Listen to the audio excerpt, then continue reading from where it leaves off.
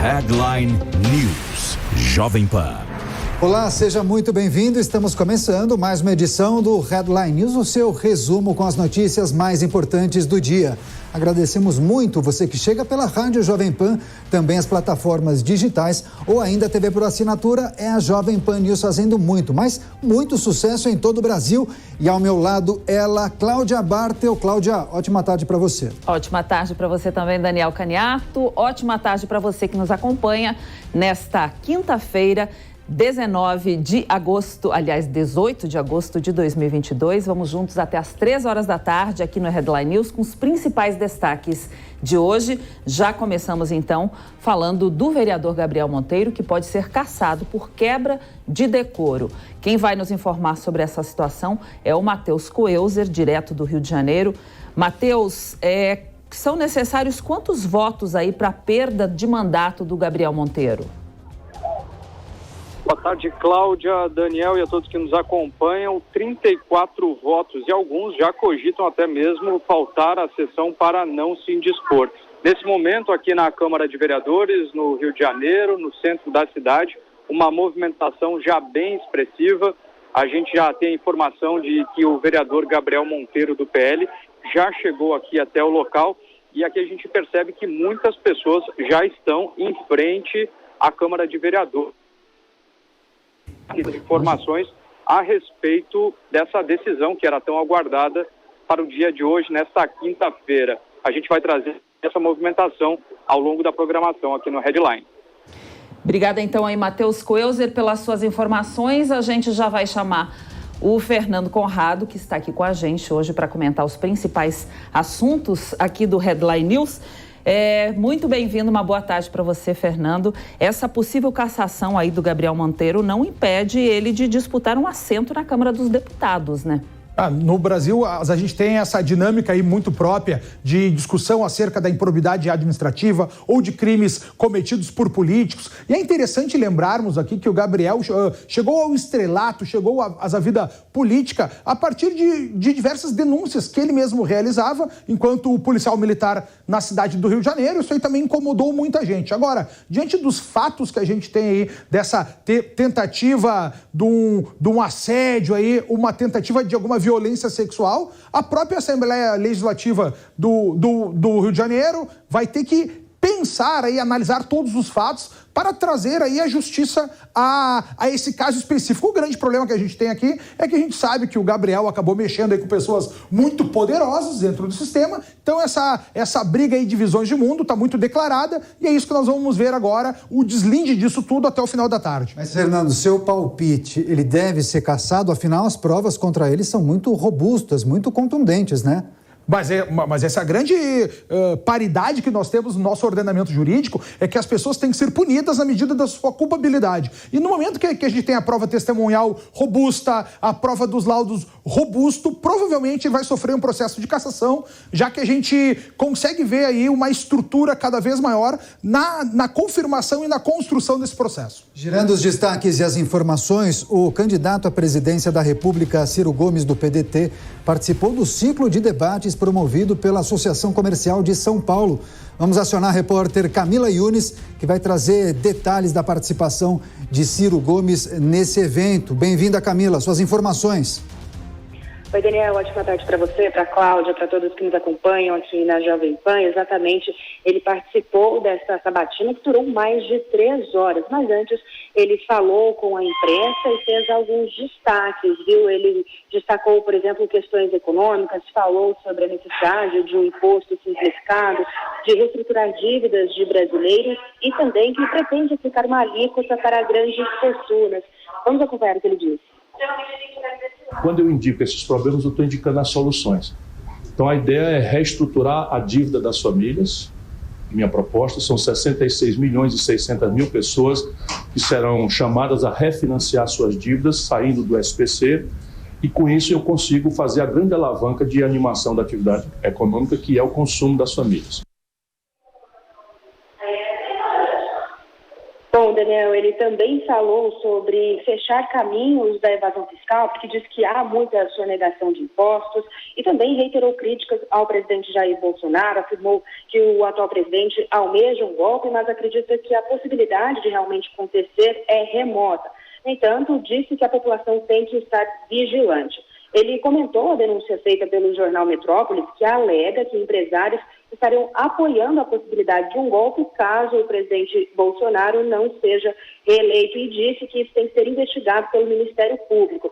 Ele também fez duras críticas ao Partido dos Trabalhadores, disse também que tanto o PT quanto o presidente Bolsonaro eles estão lidando com a religião de uma forma errada nessa campanha e reiterou que o Estado é laico e disse estar confiante para este pleito e também que tem a confiança de que vai disputar o segundo turno, Daniel. Tá certo, Camila Yunes trazendo detalhes da agenda de Ciro Gomes aqui em São Paulo. A gente segue em contato com ela, daqui a pouco mais informações em relação à campanha eleitoral dos presidenciáveis.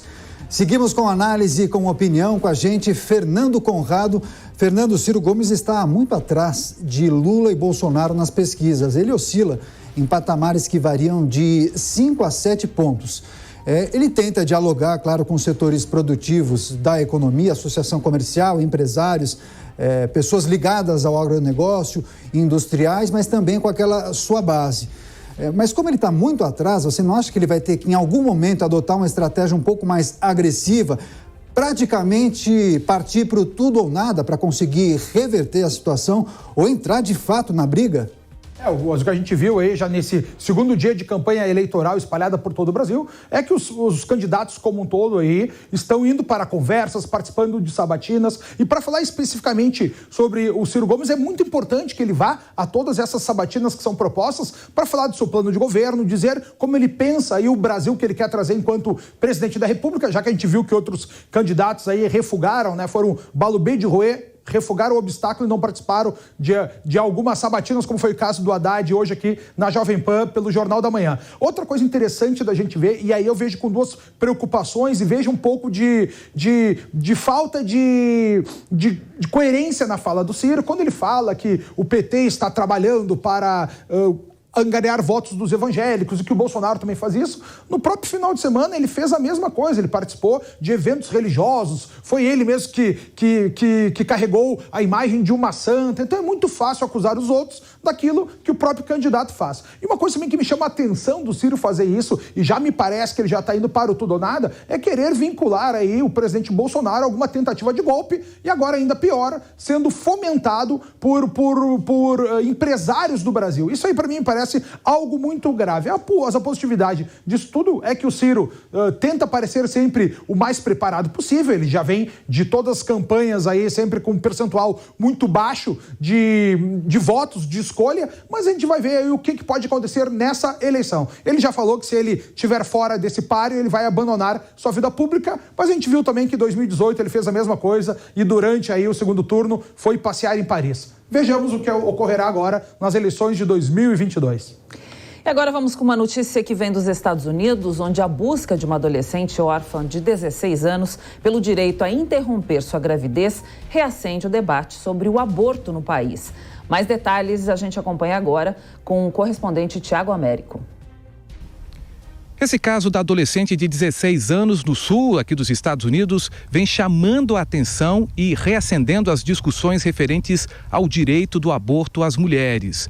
Trata-se de uma garota de 16 anos que não tem pai, não tem mãe, nenhum parente próximo. A justiça designou um tutor que tentou fazer com que essa gestação também fosse interrompida, mas recebeu um não da justiça da Flórida aqui nos Estados Unidos. A menina diz que não pode prosseguir com a gravidez porque está em idade escolar, estudando todos os dias e que não trabalha. Ela está na 10ª semana de gestação. Na Flórida, é permitido que mulheres até a 15ª semana de gestação consigam fazer o aborto. Mas para menores de idade, crianças ou adolescentes, tem que ter o aval dos pais, o que ela não tem. A Suprema Corte mudou há 2 meses o direito das mulheres americanas ao aborto. Foram 6 votos contrários contra 3 a favor da manutenção da antiga lei de 1973. 26 estados norte-americanos já disseram que vão abolir o aborto totalmente. Dos Estados Unidos, Tiago Américo. Bom, essa polêmica aí chega no momento justamente, como o nosso repórter, o Tiago, informou, 26 estados vão, a partir de agora, abolir o aborto, como já vinha acontecendo muito antes. Há pouco tempo atrás ele era permitido em vários lugares, mas muitos estados, como a gente viu, não vão mais aceitar o aborto, pelo menos na maioria dos casos, né, Fernando? Mas uma parte interessante de nós vermos tudo isso, em primeiro lugar, existe uma lei muito clara. Aqui no Brasil a polêmica é muito grande, a gente tem o próprio ordenamento jurídico trazendo, né, situações em que é possível o exercício do aborto pela mãe, mas agora, na legislação americana, dentro da realidade que a gente tem no estado específico da Flórida, e vale a pena a gente lembrar aqui para os nossos telespectadores que nos Estados Unidos, cada estado pode escolher a sua própria legislação acerca desses temas, né? Eles possuem uma visão mais federalista de mundo. Mas agora o que a gente tem que levar em consideração aqui é que, pela lei da Flórida, precisa da autorização dos pais. Os pais não concederam essa autorização. E o que me preocupa nisso são a responsabilidade das pessoas em gerar uma vida humana e depois querer abortar aí por conta dos seus anseios pessoais, porque eu estou estudando ainda, não estou. A responsabilidade tem que ser para o crescimento do ser humano colocado a todo momento. Então a gente não pode ficar aí ao bel prazer da cabeça de juízes, porque inclusive tem uma expressão que diz exatamente isso, que de barriga de mulher e cabeça de juiz não se sabe o que virá. O que a gente está vendo agora lá nos Estados Unidos é exatamente uma legislação de um estado que não permite a execução desse aborto nessas condições, e vamos aguardar aí o resultado que nós teremos ainda no decorrer do dia de hoje. Antes de virar a página, Fernando, os Estados Unidos ditam tendência para todo mundo. Você entende que essa guinada ao conservadorismo, especialmente por conta da nova composição da Suprema Corte, pode, de certa maneira, estimular o debate em outras nações, outros países, em relação à questão que envolve o aborto? Mas essa é a parte mais interessante da gente ver da transformação no mundo que a gente teve com a criação das redes sociais. As redes sociais fez com que a sociedade como um todo acabasse com a sua conformidade social, que era acatar de maneira muito quieta e muito direta tudo aquilo que vinha aí da própria mídia como um todo. E quando o cidadão começou a discutir com seus pares nas redes sociais, eles viram que eles pensavam contra o que a grande mídia falava, contra a propaganda, contra o que a gente chama de narrativa, e foi assim que o mundo deu uma guinada dessa visão mais progressista de mundo e veio cada vez mais para o conservadorismo. O que a gente está vendo acontecer agora no planeta como um todo são diversas repúblicas e democracias que têm uma visão mais conservadora, e a gente vê também uma grande batalha para que isso aí volte para uma visão mais progressista de mundo. Então, uma coisa interessante de nós observarmos aqui é que essa discussão, o que a gente convencionou chamar de polarização, isso é muito bom para um povo, no momento que ele traz as ideias mais importantes sobre os principais pontos da vida em sociedade, e aí eles podem comparar as duas ideias e escolher os representantes que vão defender aí uma nova visão de mundo. Acredito que essa é o grande ponto que a gente tem acerca da visão conservadora no mundo hoje e essa tendência aí a um afastamento do progressismo. Muito bem, a Anatel anunciou que a partir da próxima segunda-feira, mais 4 capitais vão contar com o sinal do 5G.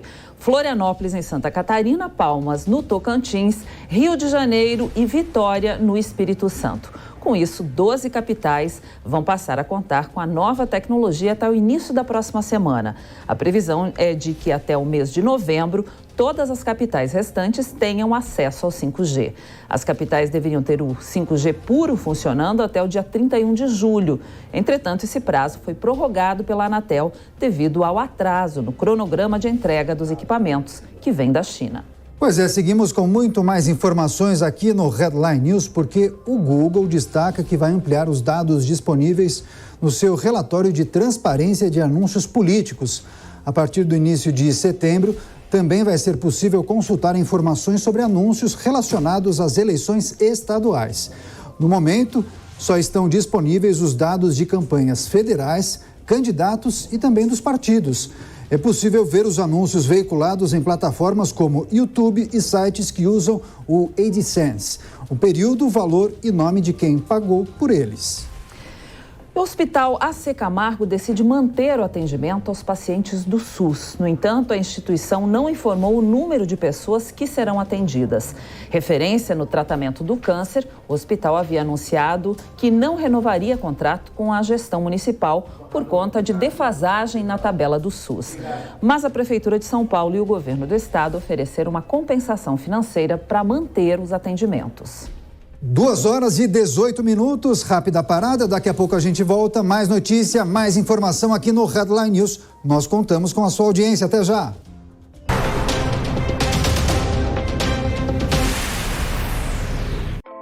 Quando você abre as portas para o censo, você abre as portas para que o país entenda melhor a sua realidade.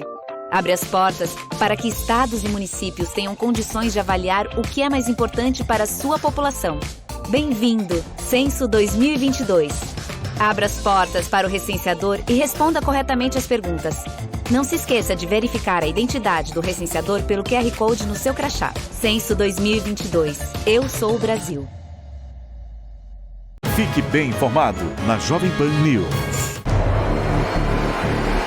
Nós aprendemos a voar, porque de cima a gente enxerga melhor.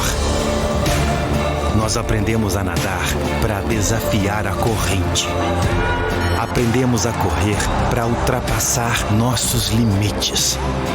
Nós não nascemos para ficar parados, porque é o movimento que faz o mundo evoluir. E é nesse mundo que queremos estar.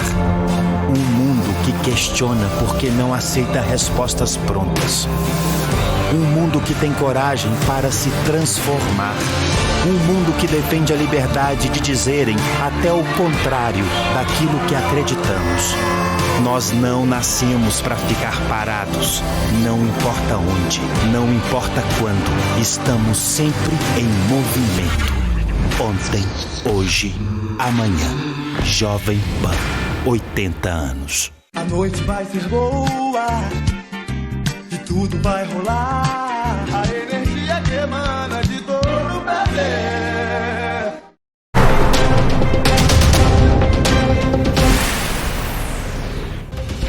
Duas e 20 agora, Headline News voltando com os principais destaques desta quinta-feira para você. Pois é, e foragido, o chefe do tráfico foi preso no Maracanã enquanto assistia a um jogo do Fluminense e Fortaleza pela Copa do Brasil. Marco Aurélio dos Santos Rocha, o Foca, vestiu uma camisa do Clube Carioca com o próprio nome estampado.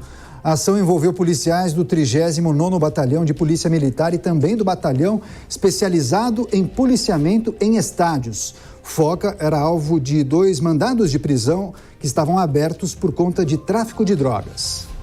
E a Polícia Federal realiza uma operação Trickster no Distrito Federal e em 3 estados contra a fraude no INSS.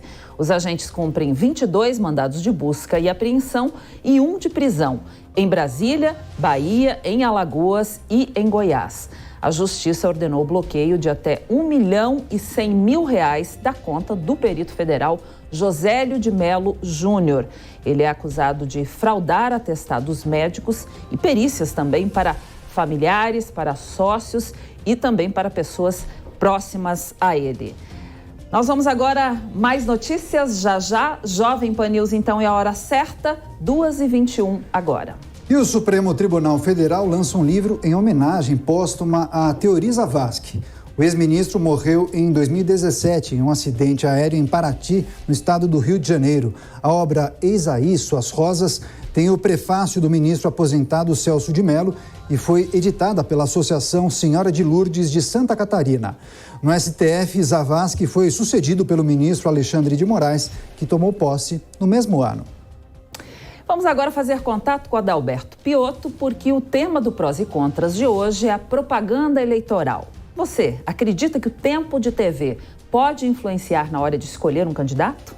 Bom, vamos saber com Piotto. Boa tarde, Piotto. Boa tarde, Cláudia. Boa tarde, Daniel. E interessante notar que a gente teve uma mudança paradigmática, podemos chamar assim, nas eleições presidenciais, as eleições gerais de 2018, quando então candidato Jair Bolsonaro tinha um tempo muito reduzido, uma exposição muito reduzida do então partido PSL dele no rádio e na televisão. mesmo assim conseguiu se eleger e ali naquele momento a gente viu o poder da internet nas eleições. Daí, neste momento, o programa que você tem hoje, o tempo que você tem hoje no rádio e na televisão, a divisão ainda é feita da mesma maneira, ou seja, o tamanho da coligação partidária, cada partido que é agregado agrega também um tempo, quanto mais partidos, mais tempo aquele candidato terá de televisão, seja na propaganda estadual para os governadores, seja na propaganda presidencial dos candidatos à presidência da República. Mas você acredita que o tempo de televisão ainda é, digamos, decisivo na hora do eleitor escolher o seu candidato? Porque nós temos que levar em conta justamente o tempo da internet, o momento da internet. As pessoas hoje assistem televisão vendo internet. Elas interagem com a televisão usando a internet, usando as redes sociais. Ou seja, no mundo de redes sociais, de internet rápida para boa parte das pessoas, em que boa parte das pessoas dissemina informações e observa e recebe informação pela internet, a propaganda no rádio e televisão, que foi extremamente importante no passado e que teve, digamos, um baque na eleição de 4 anos atrás, será decisiva neste ano? Bom, esse é o tema do nosso debate de hoje no Prós e Contras, daqui a pouquinho, às 3 horas da tarde, aqui na Jovem Pan. Muito bem, discussão importante, então coladinho ao Headline News, prós e contras com Adalberto Piotto. Seguimos com muito mais notícias e informações, agora 2h24, e após divergências, o Supremo Tribunal Federal retoma o julgamento sobre a aplicação da nova lei de improbidade administrativa. Vamos acionar a repórter Luciana Verdolim, que vai trazer detalhes dessa notícia, dessa informação. Luciana, será que teremos uma decisão ainda hoje? Qual é a perspectiva, hein? Bem-vinda. Olha, Daniel, a expectativa é que sim. Dos 11 ministros, 6 já votaram, faltam votar 5 integrantes do Supremo Tribunal Federal. Mas o placar está muito enrolado, está muito bagunçado. Só para a gente lembrar, a lei de improbidade administrativa, ela teve alterações no Congresso Nacional no ano passado. E a dúvida é a seguinte, se essas novas regras devem valer para os processos que estavam sendo julgados pela Justiça brasileira. O relator da matéria é o ministro Alexandre de Moraes. Ele acha que só deve valer essas novas regras para processos que ainda estão correndo na Justiça. Aqueles já condenados com base na legislação anterior não devem ser beneficiados. Ele foi o primeiro a votar, depois dele votaram outros 5 ministros e até agora apenas o ministro Nunes Marques atendeu, seguiu a orientação do ministro Alexandre de Moraes. Então, só retroage para processos em andamento. O ministro Edson Fachin abriu divergência e deu um tom muito mais duro. Disse que na avaliação dele, os processos que já estão em vigor, que já estão sendo discutidos dentro do judiciário, devem seguir as regras antigas, não retroage em nenhum caso a lei de improbidade administrativa, o que também é o entendimento do ministro Roberto Barroso, que durante a sessão de ontem até fez questão de ressaltar que a retroatividade precisa ser uma exceção, não uma regra dentro do judiciário brasileiro. A gente tem um trecho do voto do ministro. Eu acho que nós precisamos achar, e não é fácil, um delicado ponto de equilíbrio entre o enfrentamento à corrupção, sem atemorizar o administrador competente que, pelas dúvidas, não faz o que tem que fazer, ou não compra o que tem que comprar, para não ter a chateação. Então, acho que esse é um ponto muito importante de nós destacarmos e acho que somos um país em busca desse equilíbrio, que ainda não encontramos. Enfrentar a corrupção, que é um problema dramático, e não imobilizar os administradores que passam a ter medo e as camadas de fiscalização se multiplicam também e eu acho que nós precisamos levar isso em conta. Por outro lado, os ministros André Mendonça e Dias Toffoli avaliaram a possibilidade dessa nova legislação que já foi discutida pelo Congresso Nacional, segundo os dois, se o Congresso definiu que é preciso mudar o entendimento, que a improbidade administrativa precisa ter a comprovação de intenção de trazer prejuízo aos cofres públicos, essa decisão deve favorecer a todo mundo. Ainda faltam 5 ministros para votar: Carmen Lúcia, Rosa Weber, Ricardo Lewandowski, Gilmar Mendes e Luiz Fux. É isso aí, a nova lei de improbidade administrativa em análise no Supremo Tribunal Federal. Destaque da Luciana Verdolim. Ela volta daqui a pouco trazendo muito mais notícias e informações e também com a gente para analisar os assuntos mais importantes do dia. Marco Antônio Costa, analista do Grupo Jovem Pan, a quem eu agradeço demais pela participação. O Marco, além de comentarista, além de analista, também é advogado. Marco, qual é a sua avaliação em relação a essa apreciação por parte dos ministros do Supremo Tribunal Federal à nova lei de improbidade administrativa? A grande discussão diz respeito à questão que envolve a retroatividade da lei, né? Que avaliação você faz? Boa tarde, Daniel. Boa tarde, Cláudia, audiência da Jovem Pan. Olha, aqui é uma situação muito peculiar. No afã de querer punir as pessoas, e a gente quer punir corruptos, é natural que o pessoal enxergue a nova lei como uma espécie de passação de pano, uma espécie de abrandamento do combate à corrupção.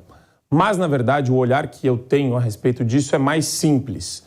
Você tem, na esfera penal, o ambiente de punição que deve ser não só mensurado, ou melhor, aumentado para esse tipo de crime, como aplicado de maneira taxativa pelo julgador, pelo juiz, pelos membros do Ministério Público.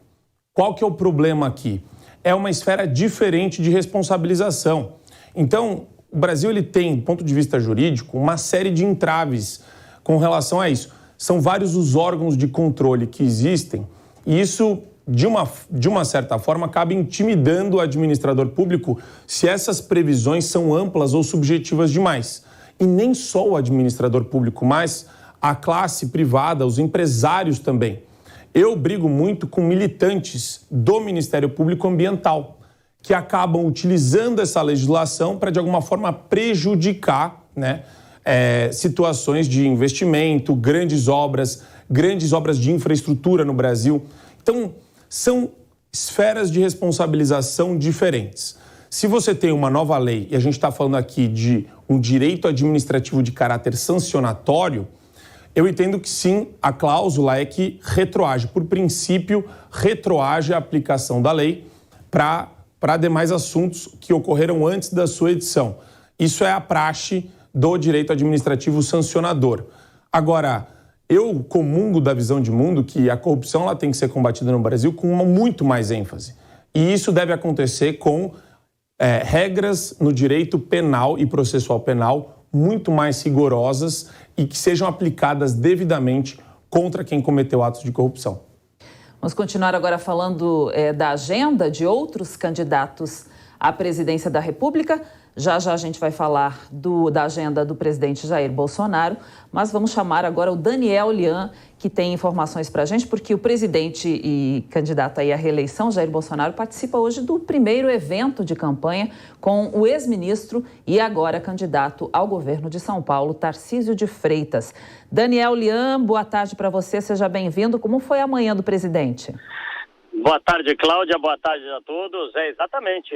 Foi até a participação em relação ao lançamento da candidatura de Tarcísio Gomes de Freitas ao Palácio dos Bandeirantes, ao governo de São Paulo. O presidente da República chegou logo cedo aqui na cidade de São José dos Campos, no Vale do Paraíba, de onde falamos nesse instante, e ele acabou tendo uma agenda bastante extensa aqui na cidade de São José dos Campos. Primeiro, ele visitou o Parque Tecnológico, é um parque que tem muito empreendedorismo e também inovação. Ele visitou algumas empresas, visitou aí as novidades em relação à tecnologia e no local ele acabou dando uma rápida palavra com a imprensa.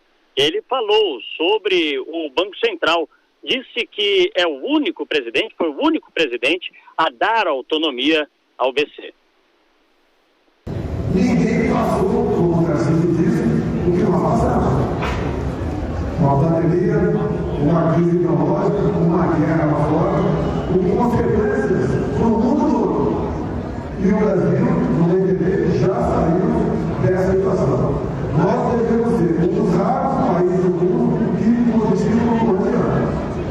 Somos o único país do mundo que está com deflação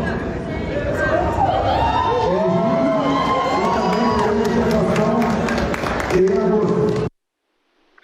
Aí, portanto, a palavra do presidente. Depois deste evento, ele acabou deixando o Parque Tecnológico e seguiu em uma motociata até a Arena, onde seria o lançamento da candidatura de Tarcísio Gomes de Freitas. E ao final desta motociata, já na arena, ele em cima do caminhão, do trio elétrico, ele ressaltou o caminhão de som, ele disse que está enfrentando o lobby em relação aos combustíveis e que se houver o controle de preços, que o Brasil seguirá em frente. Bom, agora vamos saber do Marco Antônio. Aí a ideia é aumentar essa vinculação de Bolsonaro a Tarcísio na tentativa de polarizar com o PT nessa eleição estadual, onde o Haddad está na frente nas pesquisas, né? Sem dúvida, o Tarcísio tem um caráter técnico, foi um dos melhores ministros aí do governo Bolsonaro. Ele, com o Ministério de Infraestrutura, conseguiu entregar um monte de obra inacabada. Então ele teve sim um papel do ponto de vista técnico muito relevante e expressivo para o governo, que reduziu drasticamente gastos com a máquina pública, não gastou dinheiro com bobagem, com questões aí que eram comuns de serem, de alguma forma, utilizadas nos governos anteriores. E o Tarcísio ele tem que mostrar agora um viés mais popular para que as pessoas enxerguem isso e enxerguem também que existe uma nacionalização do debate estadual. Eu enxergo muito que a disputa estadual ela vai ter a mesma polarização que a gente viu no âmbito federal. Provavelmente o grande embate vai ser entre Tarcísio e Haddad para o segundo turno. 2h35, mais uma rápida parada. Daqui a pouco a gente volta com mais destaques aqui no Headline News. E claro, nós contamos com você. Fique por aí.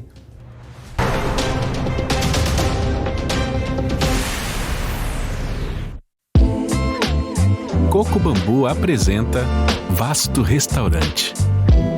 Vasto em sabores, vasto em música, vasto em qualidade, vasto em requinte, vasto em momentos inesquecíveis, vasto em tudo que há de melhor. Conheça a nossa nova loja na Haddock Lobo Jardins, em São Paulo, e viva essa experiência. Vasto, uma empresa Coco Bambu. Baixe Panflix na sua loja de aplicativos.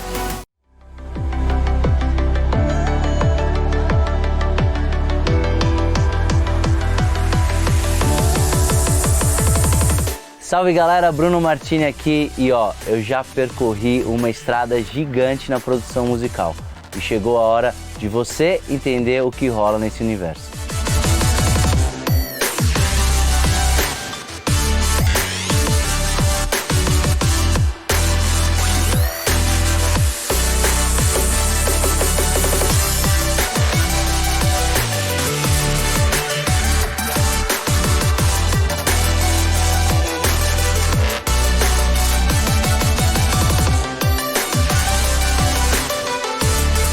Acesse agora newcursos.com.br e se inscreva lá.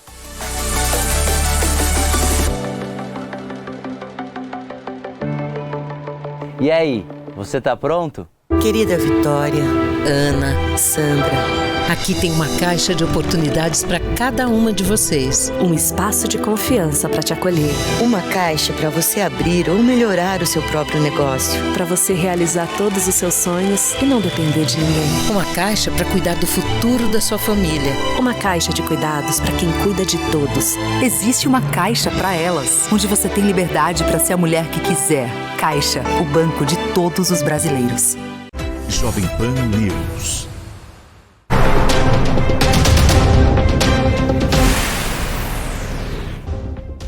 Duas e 37 agora, Headline News voltando com mais destaques de Brasília. Isso, o Tribunal de Contas da União decidiu acatar um pedido do Ministério Público do órgão. Vai ser aberta uma investigação sobre as obras feitas na mansão do ex-presidente da Caixa Econômica Federal, Pedro Guimarães, pagas pelo banco em Brasília. A instituição custeou a instalação de postes de luz em um jardim de casa alugada pelo então presidente. Os ministros da corte concordaram por unanimidade com os técnicos do tribunal, que avaliaram que o assunto é de competência do Tribunal de Contas da União. O Tribunal Superior Eleitoral manda Damares Alves remover 4 vídeos das redes sociais. Nas publicações, a ex-ministra da Mulher insinua que os governos do ex-presidente Lula haviam criado uma cartilha de incentivo ao crack. O ministro do TSE, Raul Araújo, acatou uma ação do PT. Muito bem, hora certa agora, Jovem Pan News, 2h38. Seguimos com mais destaques aqui na Jovem Pan News e eu lembro que a emissora deu início às sabatinas com os candidatos ao governo do estado de São Paulo e hoje nós receberíamos nos estúdios Fernando Haddad do PT. No entanto, a assessoria do ex-prefeito nos informou que, por conflito de agenda, o petista não pôde participar da entrevista ao Jornal da Manhã. É importante a gente lembrar que a equipe dele esteve presente quando foi definida a ordem dos concorrentes por sorteio. A Jovem Pan decidiu convidar os 3 candidatos com melhor colocação nas pesquisas eleitorais. Amanhã está confirmada a presença de Tarcísio de Freitas, do Republicanos. A Jovem Pan lamenta a ausência do candidato do PT, que perde a chance de apresentar propostas e se posicionar diante das dúvidas dos eleitores. Para entender melhor este cenário mais amplo, agora falando da guerra na Ucrânia e suas repercussões entre as potências mundiais, nós vamos receber aqui o professor Marcos Vinícius de Freitas. Ele é especialista em relações internacionais e está aqui com a gente nos estúdios da Jovem Pan. Seja bem-vindo, professor. Uma boa tarde para o senhor. Boa tarde. Professor, o que a China ganha com essa aproximação da Rússia nesse momento, uma aproximação que está deixando o mundo todo em alerta? Eu sempre comentei que na Primeira Guerra Mundial, e durante grande parte do século XIX, o grande medo dos britânicos sempre foi uma aproximação entre a Alemanha e a Rússia. E agora o que nós vemos se repetindo é justamente a aproximação entre a Rússia e a China. Obviamente que no passado já estiveram juntos, né? Na época da Guerra Fria, União Soviética e China andaram e caminharam juntas por um bom tempo, até que houve, na década de 70, uma distensão no relacionamento e foi quando os Estados Unidos e a China retomou ali um diálogo que levou eventualmente a China a assumir a posição no Conselho de Segurança, dentro das Nações Unidas. O que nós vemos hoje em dia, no entanto, é uma repetição desta aliança Rússia e China, mas num contexto em que você nota que os Estados Unidos têm aí um processo e vem num processo de declínio, não iniciado neste momento. Eu sempre gosto de dizer que se nós fôssemos escolher um ponto no tempo em que nós começamos a observar este declínio norte-americano, nós podemos pontuar exatamente com a eleição do presidente Bill Clinton, porque se nós lembrarmos, o presidente George H. Bush, o pai, né, ele queria ali um processo de construção de uma nova ordem mundial, justamente tendo os Estados Unidos assumindo a hegemonia global. Só que o eleitor norte-americano optou ali pela solução dos seus problemas domésticos, inclusive baseado naquele lema, a economia estúpido, e com isso você vê que os Estados Unidos voltaram e ensimesmaram-se neste processo. Ao longo desse tempo, a China foi ascendendo e nos últimos anos nós notamos que a China se transformou aí em paridade do poder de compra na maior potência econômica global. E, eventualmente, a parceria entre a maior economia global junto com a Rússia, que é o segundo país mais nuclearmente armado no mundo, gera aí preocupações neste processo de construção de uma nova governança global, que tem aí, se a gente pudesse colocar como ponto de disrupção internacional, a pandemia da Covid-19 e também a guerra da Ucrânia. Agora, professor, do ponto de vista das relações internacionais e também da mediação de conflitos, o que um exercício militar quer dizer? O que um exercício militar conjunto também quer dizer? Trata-se de um recado para um país, para um grupo de países? Que resposta se espera com essa sinalização? E, além disso, existe um risco na sua avaliação de um envolvimento direto da China na guerra da Ucrânia? Eu acredito que não, né? Até porque isso seria prejudicial à China neste momento e nós notamos que, nesse sentido, o presidente Xi Jinping tem sido muito claro com relação ao objetivo do país, que é atingir uma renda per capita de 20, 25 mil dólares em 2049, quando a República Popular da China completa 100 anos. Então, até chegar a este processo, é importante que não haja aí disrupções nesse processo e nós vemos que uma movimentação militar, por mais que nós achemos que seria difícil de agir, porque a China é uma potência nuclearmente armada, existe ali a parceria estratégica com a Rússia, mas nós vemos que isso prejudicaria globalmente a situação econômica e a China seria prejudicada tanto na questão das exportações como na questão das importações.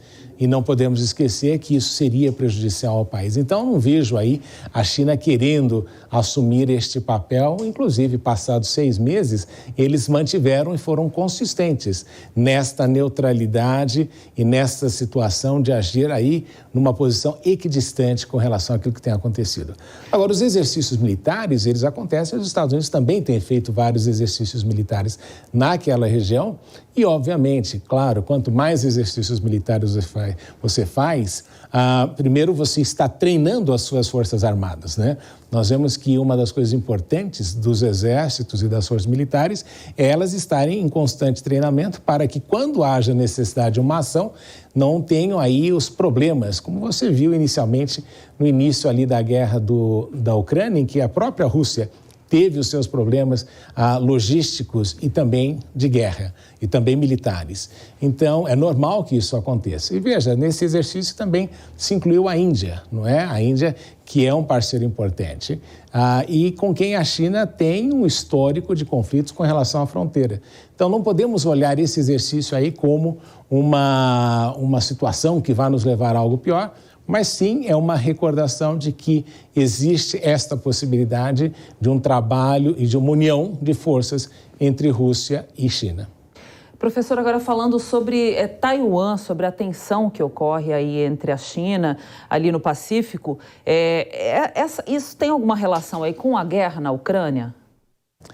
Taiwan é outra história, até muito distinta da questão ali da Ucrânia. Não podemos esquecer que a Ucrânia era um país independente, é um país independente, tem sido desde 1991, com sua soberania. Já o status de Taiwan é meio complexo, não é? Porque Taiwan, em princípio, não é um país, em razão do histórico de 1949, quando o Partido Comunista assume a liderança e funda a República Popular da China. E, neste processo, um grupo que estava no poder decide alojar-se temporariamente em Taiwan. Então, o objetivo desse deslocamento do Kuomintang, que era o partido que foi para aquela região, não era estabelecer uma China independente. Não havia o objetivo de transformar Taiwan num país ou numa posição independente. A comunidade internacional aceitou este regime que havia em Taipei, em Taiwan, como sendo o legítimo representante de uma só China. Isto vai acontecer até 1971, quando as Nações Unidas firmam a Resolução 2758, em que se estabelece que existe só uma China, que é a República Popular da China. E aí você começa uma política que os chineses têm implementado, que eles chamam de princípio de uma só China. O que é o princípio de uma só China? Existe uma só China e Taiwan é província da China. Taiwan não é um país, Taiwan não é independente, mas o que a gente nota é que tem surgido movimentos separatistas e esses movimentos separatistas têm sido, de alguma forma, fomentados pelos Estados Unidos nessa tentativa aí de conter a China e de criar alguns processos de arrefecer o crescimento global da China e até mesmo impedir aí um declínio mais acelerado dos Estados Unidos. Então, os americanos dizem que não acreditam no princípio, né, de uma China só, mas eles aplicam a política de que existe a política de uma só China. Ou seja, existe uma China e Taiwan é um problema que deve ser resolvido no futuro. Esta ambiguidade dos norte-americanos é que cria todo este problema e que os chineses têm observado com muita precaução e com muita preocupação, porque notam que neste governo Biden, a impressão que existe é que, ao tomar determinadas negociações, os americanos estão se afastando desse princípio. Ok, para encerrar, professor, rapidamente, como o Brasil se encaixa nesse quadro? É mais interessante, mais adequado o Brasil escolher um lado ou manter uma certa neutralidade, sobretudo em relação a essa elevação de tensões entre China e Taiwan? Eu diria, para ser rápido, que os ganhos na parceria com os Estados Unidos e a Europa tendem a ser marginais e os ganhos de uma parceria mais efetiva com a China tendem a ser exponenciais. A partir disso, eu acredito que a gente tem que ser muito sábio nessa decisão. Tá certo. A gente quer agradecer demais a participação do professor Marcos Vinícius de Freitas aqui no Headline News. Professor, boa tarde e volte mais vezes. Um prazer sempre conversar com vocês. Até a próxima. Obrigada, professor. E nós vamos voltar agora a falar de eleições, porque a candidata à presidência pelo MDB, Simone Tebet, participou de uma sabatina nesta quinta-feira na OAB de São Paulo. Marcelo Matos tem os detalhes. Aqui na sabatina da UAB de São Paulo, a candidata do MDB, Simone Tebet, condenou a reeleição e comparou o mensalão Petrolão ao orçamento secreto. A candidata do MDB foi questionada se o brasileiro é tolerante em relação à corrupção, em razão das atuais pesquisas e dos governos que envolveram justamente o mensalão, o Petrolão e agora o orçamento secreto. Simone Tebet também prometeu manter o auxílio emergencial, o Auxílio Brasil, mas com uma porta de saída. Ela explica como seria essa alternativa. A transferência de renda ela é permanente. Nós temos que abrigar as famílias que mais precisam e para erradicar a miséria nós temos que ter duas frentes. Matar a fome com o Auxílio Brasil, mas também garantir a essas famílias autonomia. No sentido de incluir essas famílias em cursos profissionalizantes. A mulher empreendedora, a mulher que quer trabalhar, o trabalhador e especialmente o nosso jovem, para que eles possam ser inseridos no mercado de trabalho. Simone Tebet garantiu que em seu governo não haverá mais, então, espaço para mudanças no orçamento como são realizadas hoje no atual Congresso. Agora está confirmado, quem recebe o Auxílio Brasil terá acesso a crédito consignado a partir do próprio benefício. Vamos acompanhar com Yasmin Costa. A partir do mês de setembro, os beneficiários do Auxílio Brasil terão acesso ao crédito consignado. A concessão dos empréstimos regulamentados em decreto do governo federal ainda receberá normas complementares para, de fato, começar a valer.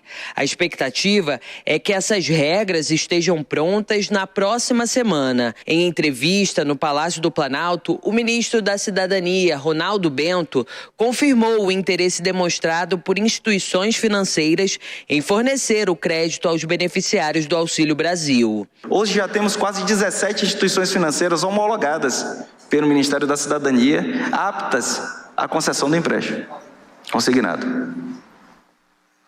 Então, é um número, né, que mostra o interesse do mercado em estar disponibilizando o crédito consignado para essa população. O beneficiário do Auxílio Brasil poderá comprometer até 40% do benefício com o empréstimo consignado. Poderá também ter mais de um desconto relativo a empréstimos ou financiamentos, desde que não seja superior ao limite previsto em lei. O economista Alessandro Azzoni recomenda que os beneficiários avaliem bem as consequências do empréstimo antes de fazer a contratação. Você pode aguardar um momento melhor para você adquirir um determinado produto ou você fazer essa dívida.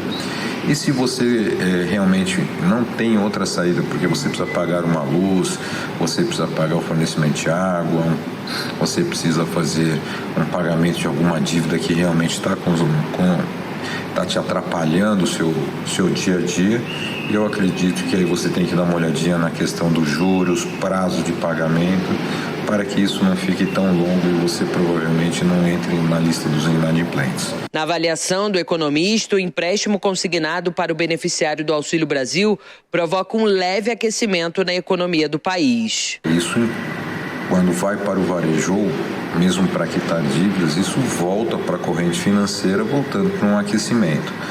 Mas não acredito que ela venha provocar um aquecimento tão grande pela questão da fração do recurso, né? Porque lembrando que o empréstimo consignado desse Auxílio Brasil, esse auxílio emergencial nesse patamar, ele vai até dia 31/12. Então, existe essa questão da limitação de regredir a questão do Auxílio Brasil e você pode ficar com uma situação um pouco mais comprometida.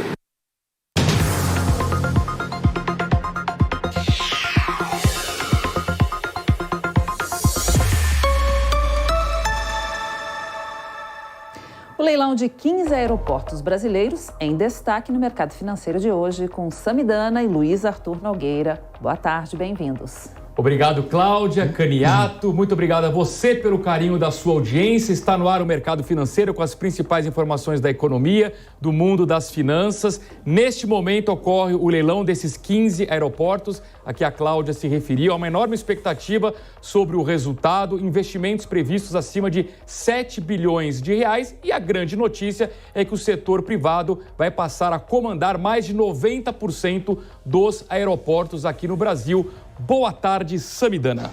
Boa tarde, Luiz. 15 aeroportos, 90% do fluxo de passageiros, 7,3 bilhões esperados ao longo de 30 anos, só Congonhas 3,3 bilhões. Mas para saber o que está acontecendo agora, porque o leilão é na B3, vamos falar com Maicon Mendes. Maicon, boa tarde. Como estão as coisas por aí? Já temos alguns resultados, expectativas? Seja bem-vindo. Olá, Sami. Boa tarde para você. Boa tarde a todos que estão acompanhando a programação da TV Jovem Pan News. Falamos ao vivo aqui da B3, da Bolsa de Valores de São Paulo. Nesse momento, está tendo uma briga muito boa para o Bloco Norte 2, que contemplam pelo menos 2 aeroportos na região de Belém do Pará. A 20 Airport acabou de subir a proposta. Essa proposta inicial girava em torno de 50 milhões de reais. Agora eles fizeram uma proposta, já a quarta, já está na casa de 115 milhões de reais, com ágio de 102,19%. O consórcio Novo Norte Aeroportos está concorrendo, que faz parte do participante da Nova Futura. Eles chegaram a subir a proposta, estavam liderando essa proposta pelo Bloco Norte para contemplar esses 2 aeroportos. A proposta era de 110 milhões de reais e agora estão no Viva Voz. Para quem não sabe, para quem não acompanha muito leilões, o Viva Voz é quando eles têm 3 minutos para fazer uma proposta e tentar fazer uma contraproposta para ficar brigando para ver quem encerra esse leilão. Passados 3 minutos, se ninguém fizer uma proposta, ganha o maior valor. Nesse momento, a 20 Airports está na casa de 115 milhões, com ágio de mais de 102%. Agora, a joia de ouro do governo federal, da ANAC, da Agência Nacional de Aviação Civil, é o grande desafio, que é o aeroporto de Congonhas. Só que quem pegar o aeroporto de Congonhas vai ter que pegar outros aeroportos, como Minas Gerais também. Então, vive essa expectativa aí aqui na Bolsa de Valores de São Paulo. A proposta inicial para o aeroporto de Congonhas, os papéis foram abertos 2 bilhões 450 milhões de reais, com ágio de 231 milhões. Então, daqui a pouquinho vai ser a cereja do bolo, podemos dizer assim, mas por enquanto a briga nesse momento é com o Bloco Norte. Ainda temos também outro bloco que pega outra parte do aeroporto, que é o mercantil, representado pela XP Infraestrutura, que está na casa de 141 milhões e 400 mil reais. Essa é a proposta inicial do papel, mas ainda vai ter aquele famoso Viva Voz, onde os participantes vão subindo essas propostas. Então, agora a expectativa é para o Bloco Norte. Então, eles restam agora 1 minuto para tentar fazer uma contraproposta, e se não tiver essa contraproposta, o Bloco Norte, a 20 Airports, pode arrematar 2 aeroportos de uma só vez em 115 milhões de reais. A expectativa muito boa aqui na Bolsa de Valores de São Paulo, Sami.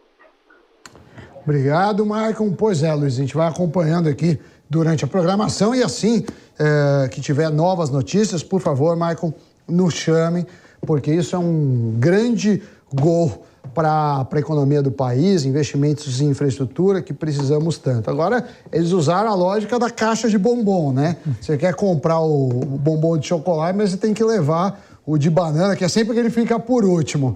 Enfim. É verdade. Pelo visto, está sendo bem aceito o leilão, já está com ágio, ou seja, as pessoas já estão ofertando mais do que o valor mínimo, o que é uma ótima notícia. Verdade. Agora são 2 horas e 57 minutos. Importante ressaltar que esse é apenas o primeiro bloco. Como bem explicou o Maicon, é o bloco da região norte, que tem 2 aeroportos. Só 2. Só 2, Macapá e Belém. Depois vai vir o bloco que tem a cereja do bolo aí, a joia da coroa, que é o aeroporto de Congonhas. O bloco maior, né, de aeroportos. Que é Congonhas, mais 10 aeroportos. E depois eu acho que é o Campo de Marte e Jacarepaguá, que é a aviação executiva, né? Pode ser que nesses 2 blocos não tenham tanta concorrência concorrência como neste, né? Curiosamente, está com uma concorrência grande, o que já mostra o êxito. E acho que o mais importante, sempre do que saber se o ágio foi 100%, 150%, tem investidor privado com interesse em colocar dinheiro no Brasil. Mas se você coloca um preço muito alto inicial, você pode desmotivar. Então, a pessoa que faz lá as métricas do valuation, né, do preço, foram bem. Verdade. E o nosso mercado hoje, Sandro? Vamos dar uma olhada. Hoje não tem grandes dados econômicos saindo. O mercado chegou a abrir em alta, aí ficou mais ou menos 0-0 e do meio-dia para cá ele está em queda. Mas é uma queda leve, de 0,32% aos 113.345 pontos. Motivo, mesmo das últimas semanas. O pessoal com medo da alta de juros na próxima reunião do Federal Reserve, que acontece em setembro, e a expectativa que estava em 0,5 ponto percentual subiu para 0,75 ponto percentual. Vamos dar uma olhada nos próximos dados. Então, os mercados americanos viraram também, Dow Jones chegou a abrir em alta e agora cai 0,32, S&P 500 praticamente estável, queda de 0,02 e Nasdaq também praticamente estável, 0,08 de alta. Na Europa, os ânimos estão melhores depois das quedas de ontem. A Alemanha sobe 0,52, Inglaterra 0,35, França 0,45 e Espanha praticamente estável, uma queda de 0,05. Vamos dar uma olhada nas moedas. Expectativa de dólar mais alto deixa expectativa de taxa de juros mais alta dos Estados Unidos eleva o dólar, que a gente está vendo aqui, alta de 0,56, dólar batendo 5,20. Ao mesmo tempo, o euro queda de 0,28 aos R$ 5,24 e o Bitcoin aí praticamente estável, alta de 0,19 aos 23.386 dólares. Então, nem hoje, nem amanhã a gente tem grandes notícias no cenário interno, que vale dizer que vamos na esteira dos mercados americanos e, claro, das commodities, né? O petróleo subiu ontem, por exemplo, porque os estoques americanos estão mais baixos, então o mercado entendeu que pode faltar petróleo. Mas hoje já mudou tudo. Enfim, verdade. A economia é um dia após o outro. Ô Sam, o destaque negativo hoje aqui no Ibovespa é queda de 2,5% nas ações do Banco do Brasil. E o motivo é que ontem o ex-presidente Lula, que lidera as pesquisas, deu uma declaração dizendo que o papel do banco público não é dar lucro, né? É social. Isso assusta os investidores, evidentemente, e vai afetar o mercado de ações durante toda a campanha eleitoral. Porque você fala assim, eles vão dar prejuízo e eu vou ter que pagar essa conta de populismo. Enfim, agora são 15 horas, o mercado financeiro vai chegando ao fim, Luiz, e quando chega ao fim, hora de passar a bola, tocar de lado para o nosso craque Adalberto Piotto, prós e contras no ar.